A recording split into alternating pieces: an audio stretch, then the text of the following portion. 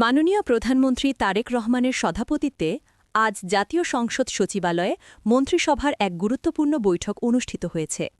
বৈঠকে সরকারের চলমান উন্নয়ন কর্মকাণ্ড, প্রশাসনিক কার্যক্রমের অগ্রগতি এবং দেশের সার্বিক অর্থনৈতিক ও সামাজিক পরিস্থিতি নিয়ে বিস্তারিত আলোচনা করা হয়।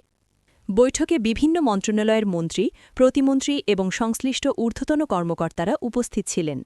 সভায় জাতীয় উন্নয়ন পরিকল্পনার বাস্তবায়ন, জনসেবার মানোন্নয়ন, অবকাঠামো উন্নয়ন এবং জনগণের কল্যাণে গৃহীত বিভিন্ন কর্মসূচির অগ্রগতি পর্যালোচনা করা হয়। এ সময় প্রধানমন্ত্রী তারেক রহমান সংশ্লিষ্ট মন্ত্রণালয়গুলোকে জনগণের প্রত্যাশা পূরণে আরও আন্তরিক ও দায়িত্বশীলভাবে কাজ করার নির্দেশনা দেন। তিনি উন্নয়ন কার্যক্রমে স্বচ্ছতা, জবাবদিহিতা এবং সময়মতো প্রকল্প বাস্তবায়নের ওপর বিশেষ গুরুত্বারোপ করেন। বৈঠক শেষে সংশ্লিষ্ট সূত্র জানায়, দেশের উন্নয়ন ও জনকল্যাণমূলক কার্যক্রমকে আরও গতিশীল করতে বেশ কয়েকটি গুরুত্বপূর্ণ সিদ্ধান্ত গ্রহণ করা হয়েছে। এসব সিদ্ধান্ত দ্রুত বাস্তবায়নের লক্ষ্যে প্রয়োজনীয় দিক নির্দেশনা দেওয়া হয়েছে।